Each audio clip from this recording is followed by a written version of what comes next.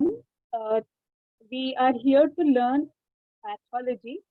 So we will start with a very, very basic concept that is cell injury.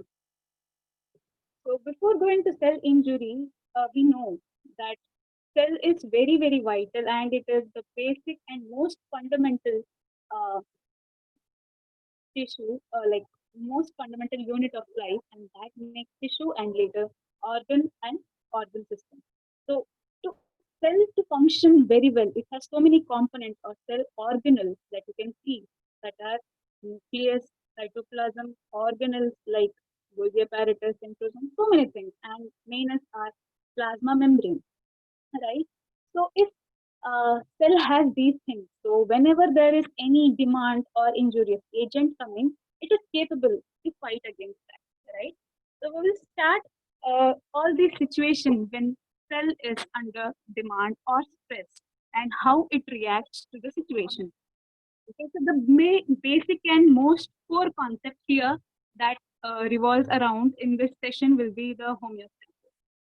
That is, whenever there is balance or whenever the demand is under threshold level or certain level, that cell can adapt, so it can restore its function, but beyond which cell can be injured, and later that it can also die. Okay, so balance is very, very important. So here you can see that cell basically when there is increased demand, it changes itself, it changes its structure and function to overcome or to fight against or face the challenges and thus undergo certain adaptive changes. And if it doesn't allow the certain adaptive changes, it can also go under some kind of injury known as cell injury, and that within certain limits, if it is mild or moderate, it can result in reversible changes. That is, it can come to the normalcy. But if it is beyond that, it can lead to irreversible cell injury. That is necrosis and apoptosis, as you see. We will discuss it in detail. Okay. Now, coming to the adaptation, as we discussed, if certain demands or stressful situations, the cell can adapt itself. So what are the adaptive changes? First is increase in growth. And that increase in growth can be divided into three concepts. They are hypertrophy, hyperplasia, and both. That is hypertrophy along with hyperplasia.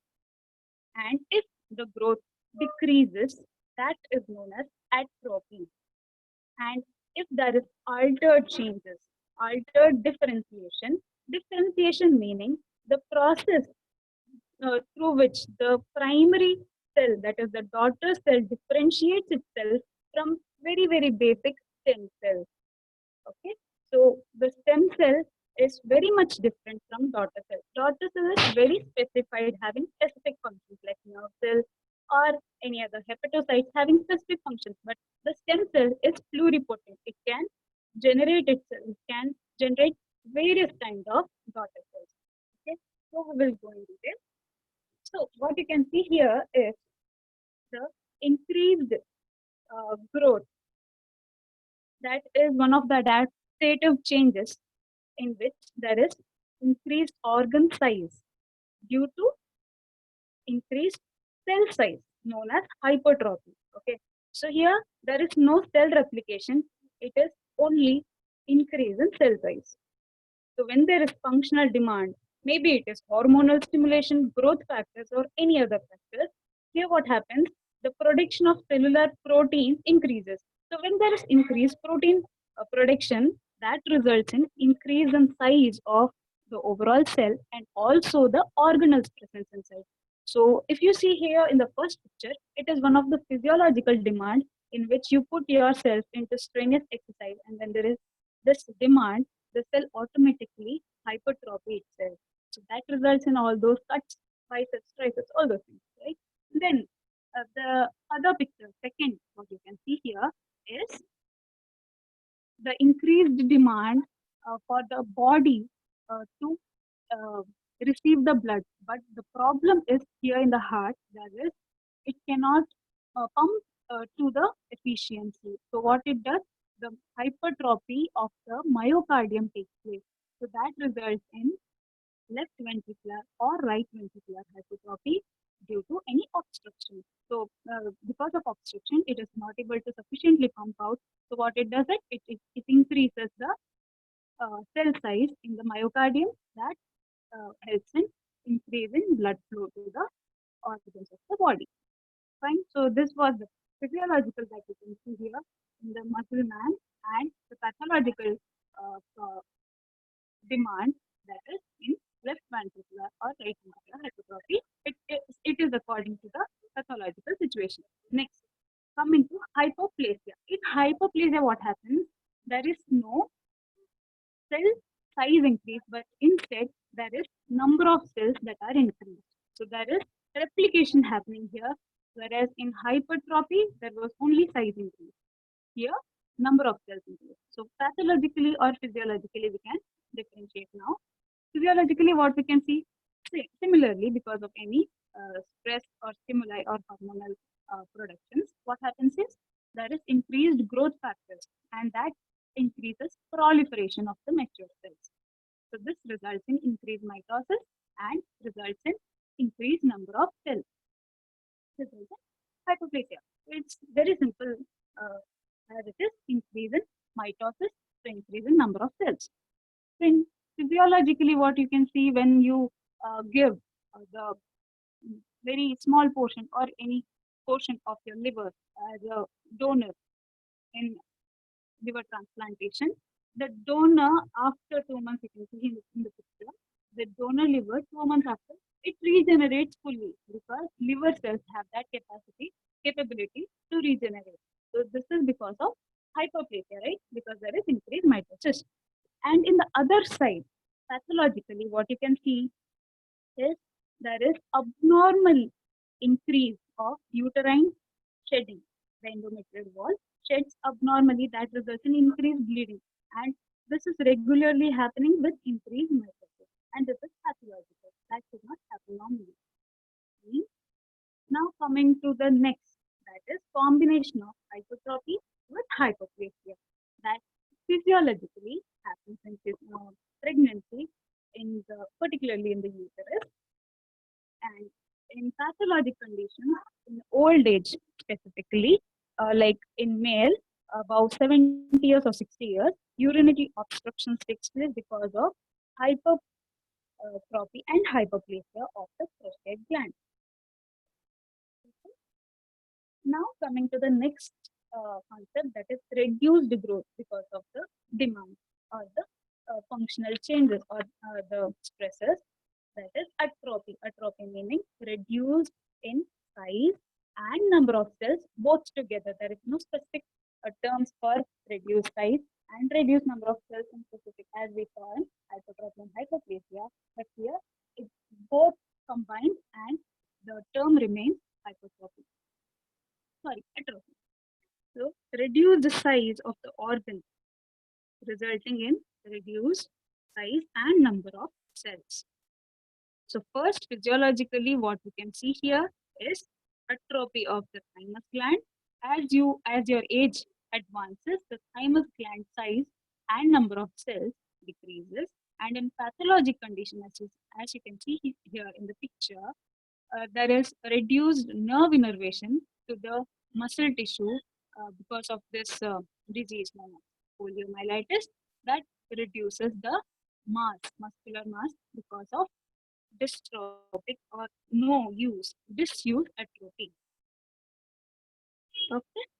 Now, maybe because there are so many examples you can think of. We are just brushing out the concepts.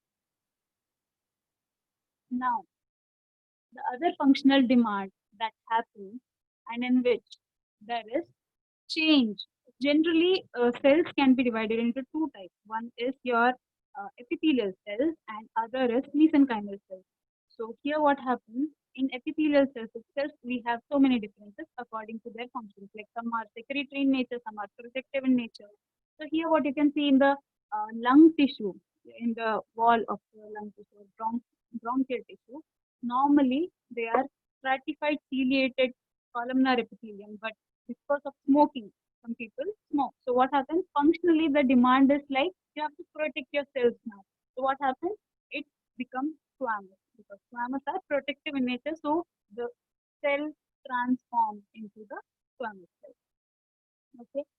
Next is our dysplastic change, dysplasia. Dysplasia meaning the cell doesn't remain normal. There are certain changes inside the cell that differentiate itself from the normal. So what are the changes we can see? First is pleomorphism, that is the morphology changes. You see, you can clearly differentiate normal cells from this plastic cell. And the second is the ratio, NC ratio. N is nucleus, C is cytoplasm. So there is high NC ratio, you can see. Normally, there is low because cytoplasm is the concentration or the level of cytoplasm is high, very high compared to the nucleus size occupied by them. But here what happens? Nucleus almost cover the cytoplasm and there is very less cytoplasmic content. That is known as high NC ratio, and because of which there is increased nuclear DNA material or hyperchromatic material, and that which is darkly appeared when you stain the cell. Okay, so these are the different adaptations that we can see when there is demand or any trigger factor. So when those demands are not met by the adaptive changes, what else happens? That is, the cell can undergo some of the injurious mechanism, and that results in cell injury. Fine. So there are basically few mechanisms that we can think of that results in cell injury. So basically, we can divide them into three main topics. One is ATP depletion, that leads to multiple effects. Next, mitochondrial damage, that also leads to some of the cognitive changes. Then calcium entry, that leads to some of the changes. So now we will see in detail. What happens generally, cell injury only happens when there is no normalcy, right? So there may be some imbalances or some functional insufficiency, like hypoxia, ischemia, all those things, nutritional deficiency, chemical poisoning, physical poisoning, all those things can lead to cell injury. That is, it can disintegrate the normalcy. So if there is reduced ATP because of some ischemia or reduced oxygen in the blood or reduced hemoglobin in the blood, so all those things can lead to reduced ATP.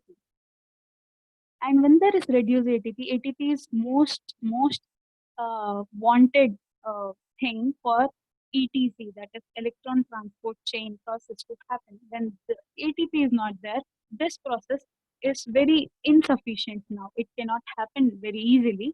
So there is anaerobic respiration that happens, but resulted ATP will be very low. Normally, ATP will be produced in high amount when it undergoes ETC, but when there is reduced oxygen and reduced ATP, the cell undergo anaerobic respiration, and that results in very less ATP production. And when there is less ATP production, what happens? There are other things. Anaerobic respiration results in lactic acid accumulation. So when there is lactic acid accumulation, that results in reduced pH, and because of this reduced pH, the acidity inside the cell favors for chromatin clumping. So all the chromatid fibers will clump together. They are phobic to the acid environment. So they will clump together, and that can lead to some of the injurious changes. Next, when there is reduced ATP, what happens? Because of this ATP only, the cell membrane that we know have many pumps, and because of this ATP and the energy produced out of that, these cell membrane pumps, the channels work, and when there is no ATP, so this will be damaged eventually. What happens then? These pumps, mainly the sodium potassium pump, is now not functioning very well. What happens? So sodium Normally, sodium should go out and potassium should come in. But here, which is not happening here. So sodium accumulates inside the cell, and when sodium is inside, that will call his friends from outside. Mainly that is water. So water will come in, and that will lead to some of the hydrophic changes that we will study later. Also, when there is increased water in the cell, what happens? All the cell swells. Hmm? So cell swells and the organelles inside swells. Hmm? So what happens? Like organelles like endoplasmic reticulum can swell, and in endoplasmic reticulum, if it is tough endoplasmic reticulum, that is, ribosomes are present on the membrane. So because of this hydrophic changes, there is loose contact now. So ribosome can easily be detached from the endoplasmic reticulum. So when there is this detachment happening, obviously there is reduced protein synthesis because ribosome in ER was only helping for protein synthesis. Okay. So that is some of the change. Next, we will go to the mitochondrial damage. You know, mitochondria is powerhouse. So it has two membranes, inner membrane and outer membrane. In endomembrane, there are so many genes that is responsible for ATP synthesis and generations and all. And so when there is mitochondrial damage because of an injurious agent, mitochondria permeability transition pore. What happens? There is pore formation here. So there is increased permeability and no ATP present. So what happens? The set of caspase reactions follows. So that the calcium can leak out, enzymes can leak out, and that can lead to apoptotic changes. Next, coming to calcium increase. Calcium is one of the mediators that aids for cell injury. So when the mitochondria damages, obviously calcium can leak out, and also the membrane damages that we have discussed earlier, the pump damages, sodium potassium pump and other calcium pump channels can damage, and that can also increase the calcium influx. That um, activates certain enzymes like ATPase, phospholipase, protease, endonuclease. So ATPase will act on ATP and reduce ATP is resulted. Phospholipase uh, acts on your cell membrane because cell membrane is made up of phospholipids. So that can also disrupt the cell membrane and leading to cell injury. Protease will act on the proteins, either in the organelles, cytoplasm, cell membrane, anything, everywhere it can act. And endonuclease can act on DNA, the chromatin materials. Next, there are also other causes like free radicals. Free radicals are very reactive species, and that uh, the causes of free radicals are generally metabolic process that normally takes place, then uh, radiations, then inflammatic processes. So all these things can generate free radicals, and these are very very reactive species that can react with anything, and that can result in destruction. So if they are acting on your cell membrane, if they are acting on the organelles, that leads to cell injury. Okay. And there are also other processes like misfolding because of some genetic problems. So genetic problems, the protein that is formed is not normal, so it can undergo uh, apoptotic change. Now, as we know, the cell is injured. So when the bond is broken, anything or anyone can come inside and fill the gap. So here we can see accumulation happening. The first is accumulation of normal metabolites. Second is abnormal metabolites and certain pigments. So what happens? In normal constituents means the normal things that are normally present, they are protein, fat, carbohydrate. But if their concentration increases, that can lead to some of the complications, right? So in fact, we see generally the reversible processes that we see are of two types mainly. So one will be our fatty change, and second will be the hydrophic change. So first, we are going to see the hydrophobic change. So here, generally what happens, we have already seen the mechanisms because of the channel disruption, increased sodium inside the cell, so that influx of water is also increased, so that leads to swelling of the cell. So here we can see the cell swells, and the cell is now pale. If you see in the microscope, it remains pale because of this increased water content inside the cell, and the organelles eventually reduced in the functional ability.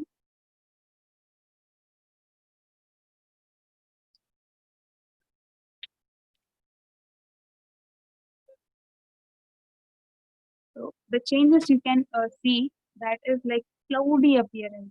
So the other name of hydrophic change is cloudy swelling or vacuolar degeneration, because there are certain vacuoles formed, and those vacuoles of the water globules can unite together, and that also, when you see in the microscope, you will see large vacuoles. The changes in the cells where cytoplasm becomes pale and swollen due to accumulation of fluid, and the mechanism unit. So the main common causes that we can see here is hypoxia or any chemical poisoning. Major sites for the hydrophic changes that happens is, first is our liver and kidney. So the morphology will remain, the organ will be swollen and pale, and in microscopy we can see clear vacuoles of the cytoplasm, and uh, they will stain eosinophilic with increasing injury. Because if you see in the uh, staining, there are mainly H and E, methoxylin and eosinophil stain. So generally, eosinophil stain will uh, will bind with the degenerated or denatured protein. So here we see there is increased denaturation of protein, so it will result in increased pinkish appearance of the cell. So it increases with increasing injurious agent and destructions. So here you can see the liver, the right on the right is swollen and pale compared to the normal liver in the left. Next, going to the fatty changes. So what happens? There is increased accumulation of fat, nothing but the TAG in the parenchymal cells, and uh, eventually vascularization of the cells due to accumulation of lipid droplets. So most common cause will be obviously alcohol. So that is also known as alcoholic fatty change. And there are certain other causes, that is non-alcoholic fatty changes or fatty disease, liver disease, that results due to diabetes, obesity, or overnutrition or undernutrition, anything, and hypoxia. So these changes that we are seeing here, that is hypoxic change and fatty change, are reversible. So if we maintain certain good lifestyle, we can reverse these conditions. So the main site for a fatty change you can see is liver, and second will be heart. So in liver, what happens due to excess accumulation of lipids? So eventually, what happens is these lipid molecules will club together. In microscopy, what we can see is microvesicular fatty change, and those lipids will eventually club together, and that will form a large vacuole, and also known as cyst. And sometimes it can also combine with calcium, leading to saponification. Other thing that you can see in the right side is the Tigard effect on heart. What happens when there is reduced oxygen, that is hypoxia, that leads to cardiac fibers, the fatty changes will be in such a way that the lipid laden cardiac fibers having alternate patterns. So normal cell, normal layer, then the fatty layer. So that forms a streak like appearance known as Tigard effect. And this also we can see in the methoxylin eosin stain. But to confirm that it is only lipids and nothing else, none other than lipids, to confirm in the microscopy, we do special stains to demonstrate the presence of lipids, that is oil red O and Sudan 4.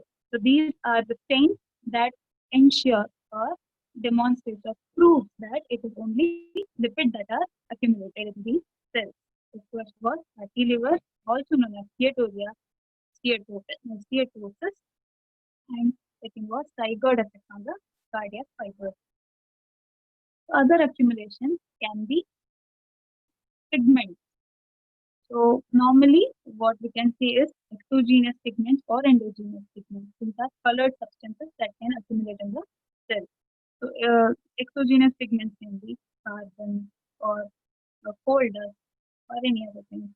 And the endogenous pigments will be generally the pigments normally found, and then the increase of other storage molecules also. So like lipofuscin, you can see in the first picture, these are golden brown colored pigments, insoluble brown colored pigments, which are basically responsible for wear and tear tissues. So they are present in those areas. And when these, what you mean by lipofuscin is lipids fused with phospholipids and other proteins. So these pigments, when increased concentration, leading to some of the peroxidation, lipid peroxidation changes and results in free radical and destruction. So this will be accumulated in the perinuclear arrangement inside the cell, resulting in some of the color changes. Then coming to other examples, that is iron. So iron generally deposits or combines itself to form ferritin, and ferritin together are stored as hemosiderin. Okay, so hemosiderin are golden yellow, brown, granular, or crystalline pigments, also the storage form of iron in the tissue. So there are certain local conditions and systemic conditions that leads to uh, hemosiderosis that results in dark color. So if local, if you see if there is local injury happening internally, you can also appreciate the dark coloration around the area. So that is because of ferrous that is released out. Iron is released down and taken by the macrophages, resulting in the dark tissue, purple blue kind of appearance, also known as ecchymosis. And then the systemic diseases like hemochromatosis or hemosiderosis due to some uh, anemia or thalassemia, all other conditions that result in uh, the discoloration. And when the condition is very severe, that can also damage the organ. So if you see, if you want to confirm the hemosiderin in your tissue, so there is special staining performed, that is Prussian blue stain, in which the colorless potassium ferrocyanide is converted into potassium ferrocyanide. Ferrocyanide is converted into ferricyanide. So, only if the ferrous is present in the tissue, that will confirm the presence of ferrous.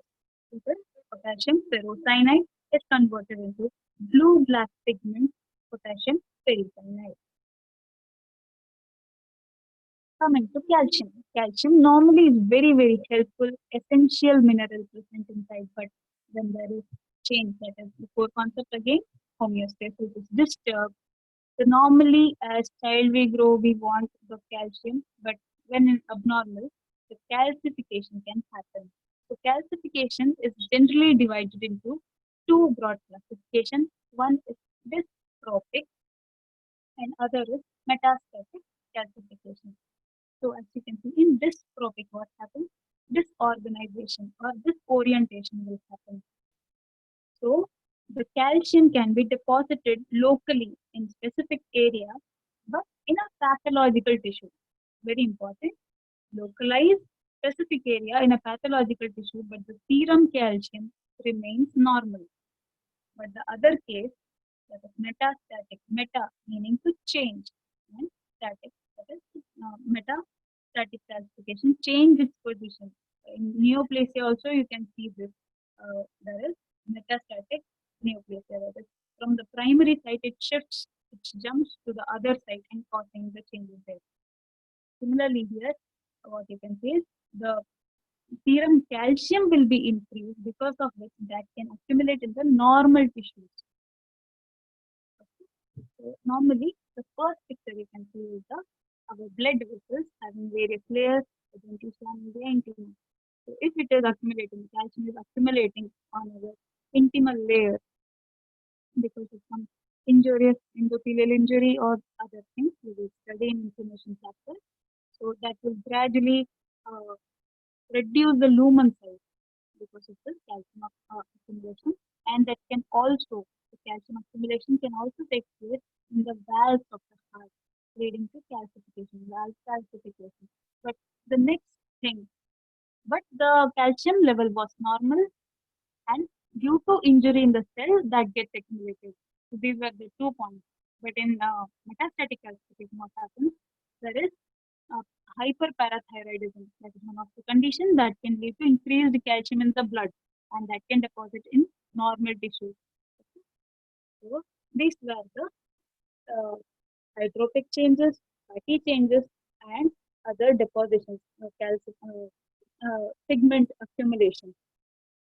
So this ends the adaptive changes, that is the way of survival of the cell in various stressful conditions. But when the adaptation fails, that results in cell injury, and then that also fails. When that is not supported in right time, what happens? The cell can undergo some of the degenerative or destructive changes and lead to cell death. So cell death are of two types mainly. The first will be necrosis and second will be apoptosis. So the major and basic changes that happens inside the cell will be these things. In particularly inside the nucleus, all the necrotic changes will have this basic mechanism happening.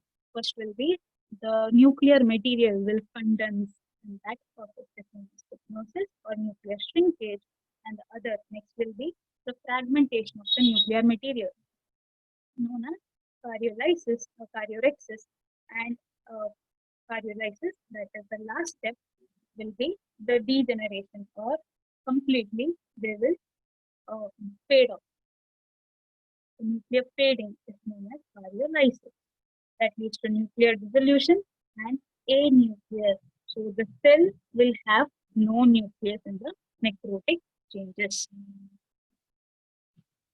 So necrosis, in which there are 5 types in general. First will be coagulative necrosis, next liquefactive necrosis, third is gaseous necrosis, fourth is fat necrosis, and fifth will be fibrinoid necrosis. So we'll study everything. So mainly in coagulative necrosis, what happens is the death occurs of the cell. As we can see, as we have already discussed, there are 3 main mechanisms happening in all the types of necrosis. But here coagulative necrosis is because of ischemia. So coagulative is very common type of necrosis. The coagulation of protein happens. That's why it is known as coagulative necrosis. So generally you can see in any kind of infarct. Infarct is the ischemia due to which the cell dies because no much availability of oxygen. But except brain, because in brain there are so many glial cells, and that will result in other type of necrosis. Now, coming to the coagulative necrosis, that happens to the ischemia results in coagulation of proteins. So the gross appearance will be pale and loss of blood supply, and the microscopic appearance will be ghost-like appearance. That is also known as moth-eaten appearance. All the organelles and the nucleus is eaten up. That is washed off or faded. So that leads to tombstone appearance. Only the framework is remained, but inside, if you see, there is nothing. Then coming to the next type, also known as liquefactive necrosis. In liquefactive necrosis, the tissue dissolves here because of uh, so much of liquid present. So what we have seen in the brain is liquefactive necrosis because there are glial cells, and that is responsible for increasing the liquid content. That is also happening here because of the ischemic changes and some bacterial infection or viral infection. Then coming to third group of necrosis known as caseous necrosis. caseous, meaning cheese-like appearance. And this is the combination of liquefactive along with coagulative necrosis. So much more copious destruction happens, and total destruction and structureless pink material is the diagnostic feature, and it is almost pathognomic to the one of the disease known as tuberculosis, in which there is homogeneous pink material you can see. Then coming to the fourth type, also known as the fibrinoid necrosis. Here, a bright pink material is surrounded around the blood vessels. What is this bright pink material? That is nothing but fibrin deposition. Fibrin can deposit because of some inflammatory changes, and that results in bright pink material that is around the blood vessels. And mostly it is seen in the arteries or arterial. This will be the fat necrosis, which we have already discussed the mechanism. So we can generally see this fat necrosis in the fatty rich tissues. They are our breast areas, or like pancreas, in when the pancreas are inflamed. So that leads to acute pancreatitis. So the fatty acids are being acted by the pancreatic enzyme, and that can lead to destructions and saponification. So you can see multiple spots in the gross appearance. We can see multiple spots of these soap formation or flakes. So these are about the necrosis. One of the distinctive feature that we should learn here is diabetic foot. What happens here is, because of chronic diabetes, some of the people can suffer with this diabetic foot. There is increased black color discoloration occurring in the toes. And if that is uh, affected by any bacteria, because these people are prone to bacterial infection, as sugar invites the bacterial infection, so that can lead to super added infection um, uh, on the top of this coagulative necrosis. So in coagulative necrosis on the top, it is also infected by some of the bacteria, and these bacteria are commonly Clostridium group of bacteria that leads to gangrenous changes. Gangrenous changes is nothing but coagulative necrosis along with superadded infection.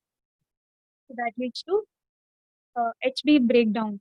So when there is HB breakdown, so the ferrous will be increased. So the iron sulfide will be produced that is responsible for this color change.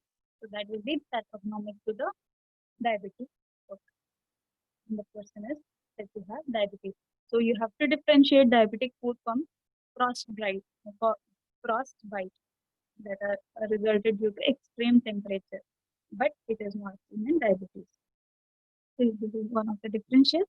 Then, so if we see gangrene, what is gangrene? Necrosis along with superative infection. So the gangrene can be basically divided into two types, that is dry gangrene and wet gangrene. And gas gangrene is one of the special type of wet gangrene. So dry gangrene we have in the diabetic foot, and wet gangrene occurs usually in the moist organs or moist areas, moist tissues, generally it is intestine. Then gas gangrene is most serious type of gangrene that is also due to the Clostridium group. So that will release gas. So that will be accumulated in the tissues, and that has to be seriously taken care of and treated accordingly. So most common causes we can put for gangrene will be mnemonic can be done for that. Is TIPS, that is trauma. I stands for infection, P for physical and chemical causes, and S for special causes. That includes Raynaud's disease, syphilis, diabetes, ergot poisoning, all those things. So you can remember the causes as mnemonic tips. P for trauma, I for infection, P for physical and chemical agents, and S for special causes that includes diabetes, syphilis, Raynaud's phenomenon. Now coming to the other type of cell death, that will be apoptosis. So apoptosis, apo, meaning it is not apoptosis, I'm sorry, it is apoptosis. Here, P remains silent. It is a Greek word meaning fall off or dropping, usually referring to the leaves that fall off from the tree. So, this is a specific type of cell death. Apoptosis is a specific type of cell death involving single cell or a small group of cells that induced by regular series of events. The cell activates certain enzymes and that will result in cell degradation. And this is totally dependent on the energy. It needs lot of energy for this process to happen. So physiologically, apoptosis happens, and pathologically also apoptosis happens.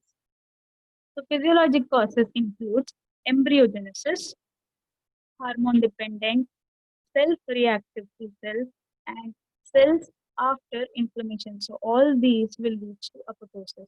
In embryogenesis, if you see for the carving of the organs and organ structures, there are so many cells that should be uh, given off or removed off, and that happens due to apoptosis. The inhibition of thymus gland is also one of the example of apoptosis. So when you grow, as you grow, there are certain apoptotic changes that happen, and some will be uh, very much needed for normalcy. Hormone dependent will be like in female shedding of the endometrial uterus, endometrial layer of the uterus, that also is apoptotic mechanism. Then the third will be self-reactive T cells, in which the neutrophils and lymphocytes, after finishing their work, after protecting ourselves from the injurious agent, those cells should also be undergo apoptosis, because it will also, if left out, it can disrupt the other surrounding cells. So that has to undergo apoptosis. Then last will be cells after inflammation. We have the self-reactive, meaning if these self-reactive, that which cannot differentiate the normal cell from the foreign cell, if they are remained as such, that can lead to autoimmune diseases. So these are the four major causes that are uh, favoring for physiological apoptosis. Then coming to pathological changes, that is mainly viral infection or radiations, misfolded proteins, and DNA damage. All these are causes of pathological apoptosis, and that can lead to neoplasm, autoimmune disease, and serious kind of complications resulted due to viral infection. Now we will see, and that is now we will see the mechanisms of apoptosis. The first will be initiation, next execution, last will be deposition. And that has to be uh, happening with the regulating factors coming from BCL2 family. The regulators, as you see, they are from BCL2 family located in the mitochondrial membrane. So in mitochondria, we have regulators that regulate the apoptosis. So they are basically of two groups. One will be pro-apoptotic factors and one will be anti-apoptotic factors. Pro-apoptotic factors will favor for apoptosis, and anti-apoptotic factors will result in reduce or inhibits the apoptotic process. So at the time of apoptosis, what happens? There is imbalance in this concentration. So pro will be increased and anti-apoptotic factors will be reduced, leading to imbalance and cytochrome changes, and that will initiate the process of apoptosis. Now coming to the initiation. Initiation can occur in either way, that is within the cell or from outside the cell. So if you see within the cell, main focus is on our mitochondria. The target here is mitochondria, where the cytochrome C that can leak out. So in external, if you see external receptors, we have the death receptors present in the outside of the cell, and when that is activated by any other triggerers, so that will lead to initiation of the processes. So both external and internal, when they are activated, that leads to execution of caspases, that is process number of sequential steps after the initiation of the process that leads to apoptosis. Execution includes the caspases enzymes. So for initiator caspase, they are caspase 9 for intrinsic pathway, and for caspase 8 will be for extrinsic pathway. Intrinsic pathway includes activation of caspase 9, and extrinsic pathway includes activation of caspase 8. After this, that activates the executional caspase. They are caspase 3 and caspase 6. Because of which what happens, cell can undergo degradation, mainly the cytoskeleton degrades, and then endonuclease, then other things. Slowly all these things, the nuclear material will degrade, and that will lead to fragmentation of the nuclear proteins and the cellular proteins. So all these things, all those degraded things will be enveloped or wrapped up within the lipid membrane. So this will be marked. If you see in the microscope, you can see this lipid molecules which are ready for the phagocytosis. And initially that forms bleb around the cell surfaces, and then later that macrophages will come and phagocytose the cell.